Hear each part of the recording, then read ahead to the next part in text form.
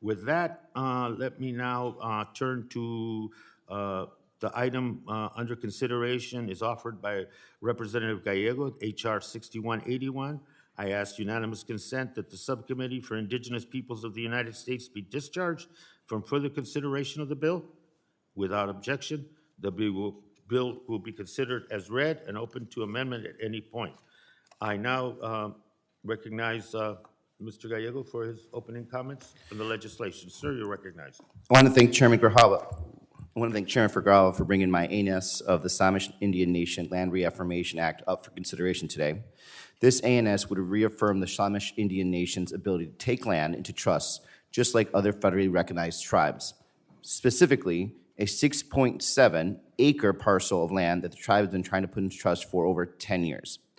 This 6.7-acre parcel will be used by the tribe to improve road access to their existing lands taken into trust prior to the Supreme Court's 2009 Carcieri decision.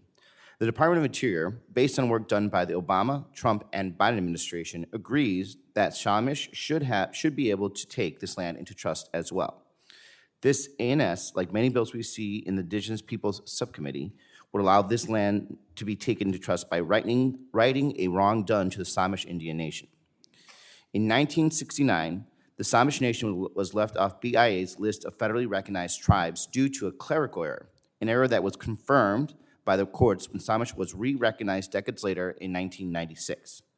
Because of this clerical error, the Samish Nation has been subject to the Supreme Court's harmful 2009 Carcieri decision, which excludes some tribes from accessing their rights under the Indian Reorganization Act of 1935.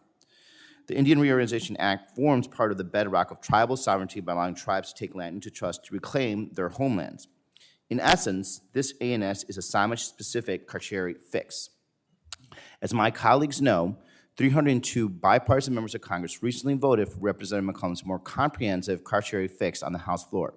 If the Senate can pass the full Carcieri fix, this ANS would not be necessary.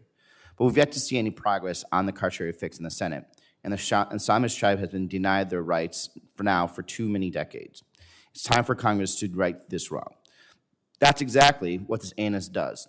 It simply reaffirms that the Indian Reorganization Act applies to Samish Indian Nation and that the Samish can take land into trust like any other federally recognized tribe. I'd also like to take a moment to point out that the Samish Nation has shown an impressive willingness to address any concerns with this legislation. I have worked on this legislation, multiple versions of this, to make sure that we are trying to make this work for as many people as possible. That's why the ANS includes a section drafted by CRS confirming that this bill will not affect the treaty rights of any tribes under the Treaty of Point Elliott, after such concerns were raised at the legislative hearing on April 27, 2022. The bill is very simple. It's bipartisan, and it's a common sense step to restore the rights of a federally recognized tribe to take land to trust. I urge all my colleagues to vote yes, and I yield back.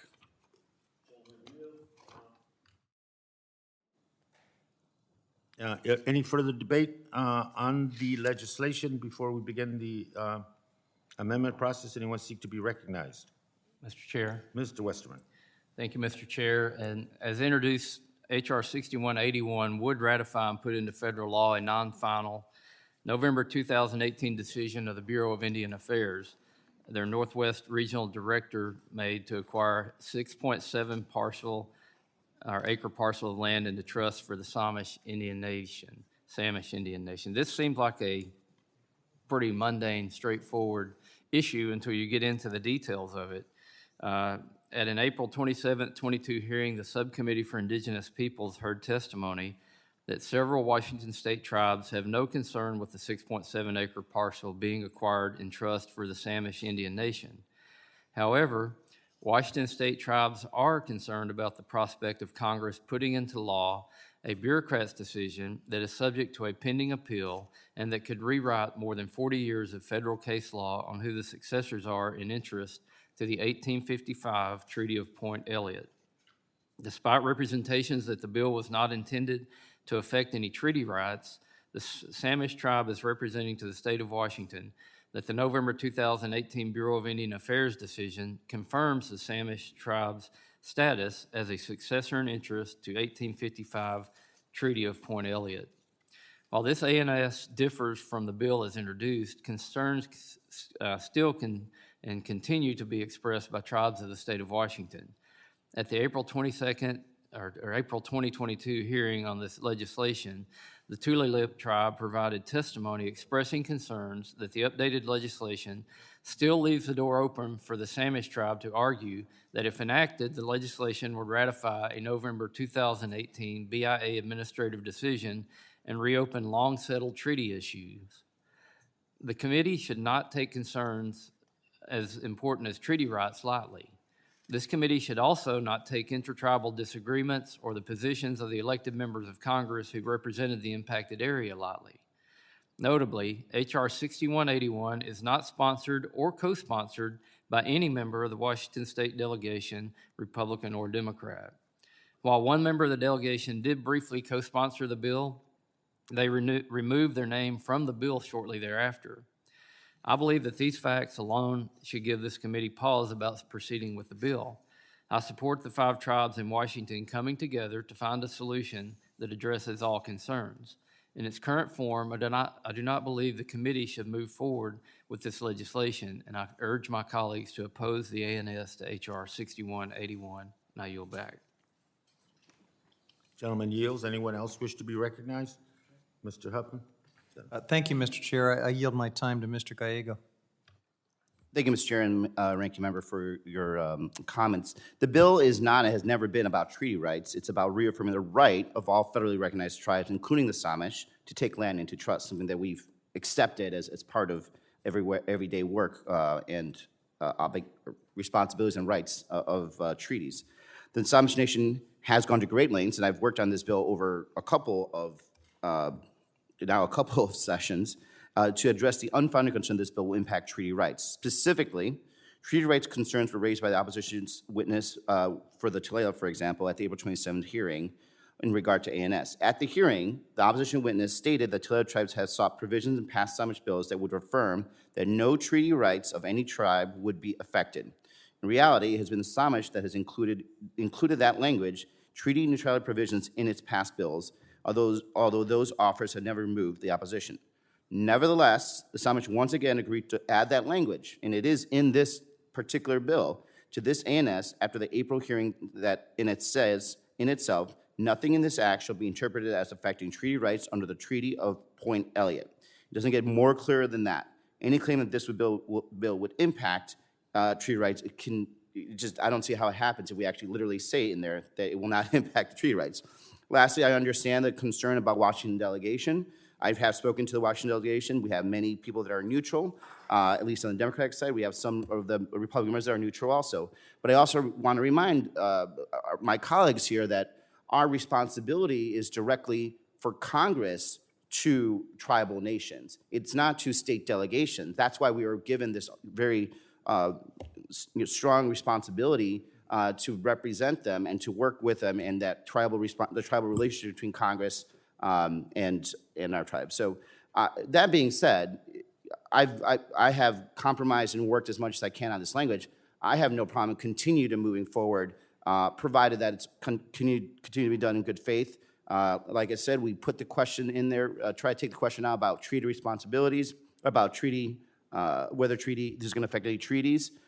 We are always looking at more language as long as it still goes to the core of this, which is the Samish Nation should have the opportunity to bring land into trust like any other tribe. With that, I yield back and thank you for your time.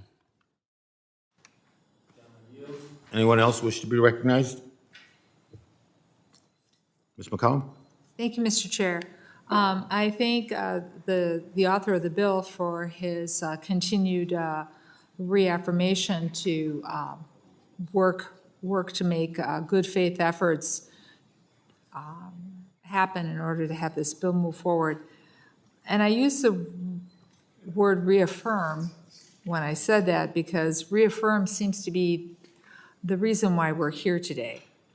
1934, the Samish were recognized and under federal regulations. This bill is not about treaty rights. This bill is about living with a clerical error that was made against the Samish tribe and they were forced to seek re-recognition in 1996 after a Bureau of Indian Affairs clerical error in 1969 accidentally left them off the federal reorganization tribe list. And that's happened to a lot of tribes. I represent, along with Mr. Stauber, some great Anishinaabe nations, and we're working together to make sure that the Anishinaabe are counted correctly.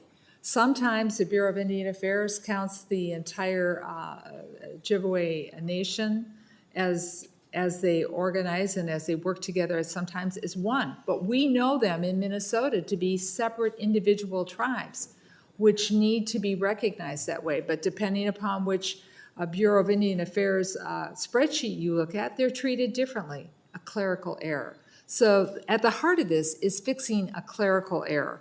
And so I'm thrilled to be here to support this legislation as it moves forward. And I know that the Congressman Gallego is true to his word, that if there's things that can keep any misinformation and miscommunication from happening, he will work to do that.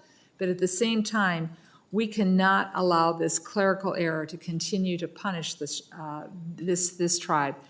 And I thank the committee for its support for our Carcieri fix. If we had had that, we wouldn't even be here today. I yield back, Mr. Chair.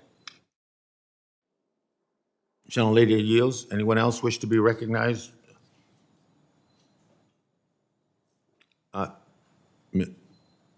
Chair Ledger Fernandez, do you wish to be recognized?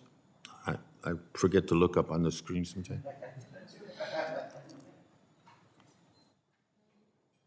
No?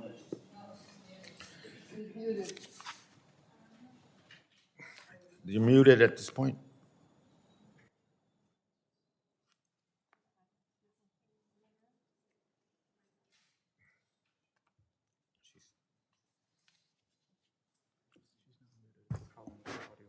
We have- Recognized and speak in support of the ANS. Can you confirm whether you can hear me? I am unmuted on my side, so I don't know if I'm muted on the. No, you're fine now. Thank you. system. And Okay. you're recognized, please. You have to begin over Okay. again. Okay, so, Thank you. I want to second the comments that were made by Representative McCullum in terms of what we are dealing with here is the fact that there was in 1969, this clerical error made by the Bureau of Indian Affairs. When we had the hearing that included this bill, we were addressing actually several bills that were before the subcommittee precisely because of some error, some mistake that had been made, and this was indeed another one of those bills. I don't think anybody contests the fact that it was a clerical error, that the Samish Indian tribe was left off the rolls, and that this bill is intended to remedy that error, but more importantly, address what we can't get, which is the Carcieri fix, so that all tribes will have the ability to put land into trust under the same rules. But in the meantime, we do have the opportunity to fix this historical mistake. And I am very appreciative of the fact that there was testimony at that hearing precisely of saying we want to make sure it does not affect treaty rights. We inquired of the sponsor whether they were willing to include language like that. The sponsor agreed to include language, and that language is now in the ANS. And once again, I'm thankful that there was a response to that specific request. And thank you, Representative Gallego, for your continued openness to address any other concerns as this bill moves forward. So once again, this is correcting a historical wrong, and we need to support this bill in its present form with the ANS. I urge my colleagues on both sides of the aisle to recognize that this is precisely just fixing a historical wrong. Thank you, Mr. Chair. Thank you. Gentlelady yields. Anyone else wish to be recognized? Mr. Chairman. Sir, you recognize. Thank you, Mr. Chairman. I'd like to yield my time to the ranking member, please. Thank the gentleman. And the the conundrum that we're in here is this legislation says that we're reaffirming the BIA decision, and that's being used to say that the tribe has treaty rights. So even though you put language in the bill that says it doesn't have treaty rights, if we reaffirm the BIA decision, that will invoke the argument on treaty rights. So I would love to work with the bill sponsor to come up with a way to maybe address this without reaffirming the BIA decision that references Thank you, Rick. treaty Member, rights. will you yield? Certainly. In response to your question. There's nothing in here that is mentioning or talking about that affirmation. We are very clear in the language and how narrow it is and how it is designed to actually avoid that, because we took in the consideration of the tribes that were in opposition to that. That's why the bill, the ANS, is structured the way it is. So with all due respect, I understand where you're coming from, but the language just doesn't exist that way, and I will not take down this bill. I think it's time to move forward. I will continue to look and get further information, but this is, I've been working in good faith for a couple of years, and at this point, this is just another slowdown instead of continuing, I think, what is very good faith operations that I've been working on trying to get this bill, including putting in language that came from the testimony in the hearing through the process that we have designed so that we could actually take opposition viewpoints, and I incorporate that language in. Thank you, and I yield back. Yeah, and I appreciate the gentleman's explanation, but in section 1 of the bill, it says the applicability of the Act of June 18th, 1934, commonly known as the Indian Reorganization Act, is reaffirmed for the Samish Indian Nation. So reaffirming the IRA is where the rub is on this, and where I think it's creating the inconsistency in the bill. Yes. I'll yield to the gentleman. Thank you. I get why that would seem the case, but we're not reaffirming, to your point, we're actually reaffirming the Samish's right to the lands that they had prior. So it's not, I get what you're saying, like we're not moving beyond what is within this ANS, right? We have excluded any idea that this is going to impede upon the treaty rights already of the Washington state. The reaffirmation of the law has to do with the reaffirmation of them existing. So it's not to the point. And Representative McCollum, do you want to yield? Or actually, I yield back. I'll yield to the gentlelady. I appreciate you doing your due diligence, and this is where it gets a little complicated, and why I even brought up what's happening in Minnesota with the Ojibwe tribe, sometimes being recognized in certain parts of the Bureau of Indian Affairs as separate tribes, other times as one. And so Mr. Stauber and I have a bill to clear this up. And I spoke to the author because I work with a lot of tribes. This is to reaffirm their existence in 1934, when in 1969, the Bureau of Indian Affairs, like, poof, you're gone. This is like going back to 1934, not giving them any new rights, not taking anything away from any of the other tribes. Just saying, fix your problem from 1969. We're paying attention, we want it fixed.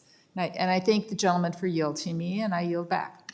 Thank you. And again, I think this is something we could work out, but the way we see the language, reaffirming the IRA means reaffirming the BIA decision.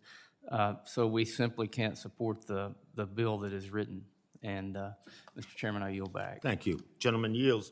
This type of legislation, I recognize myself, is not uncommon.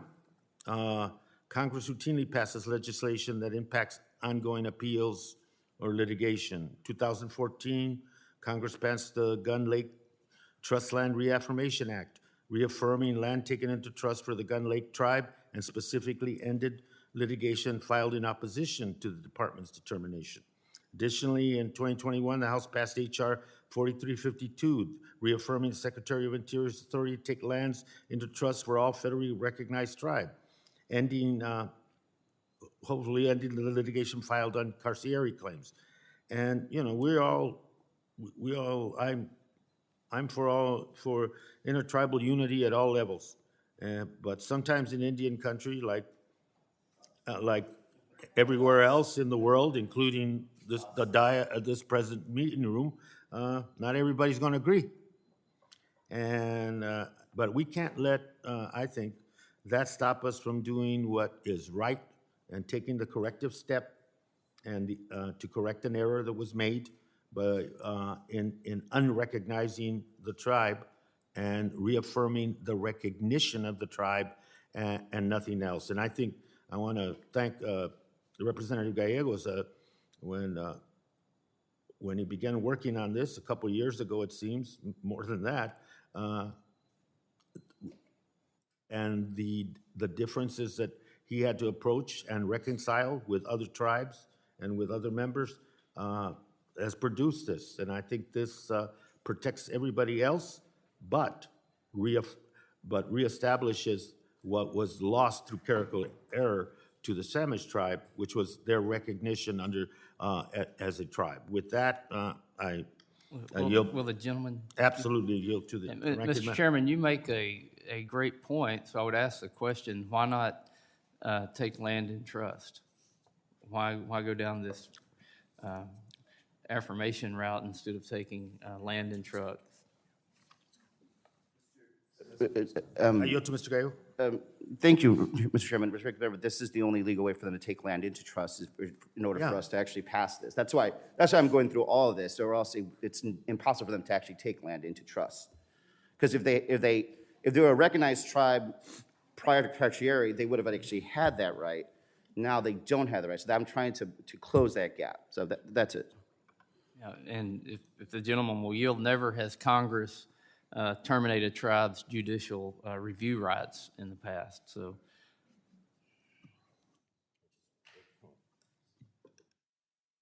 My examples aside, anyone else wish to be recognized?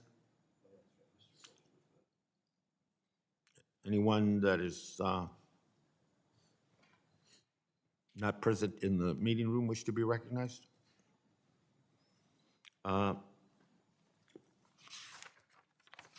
If there's no further debate,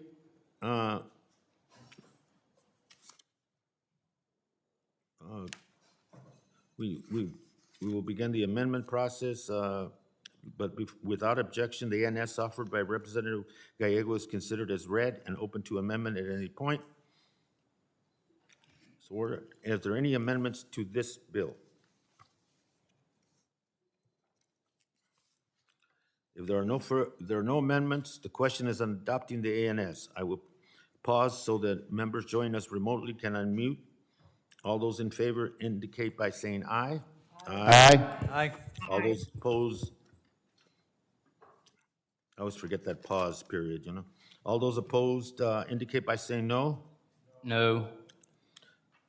In the opinion of the chairs, the ayes have it, the ayes have it, the ANS is adopted.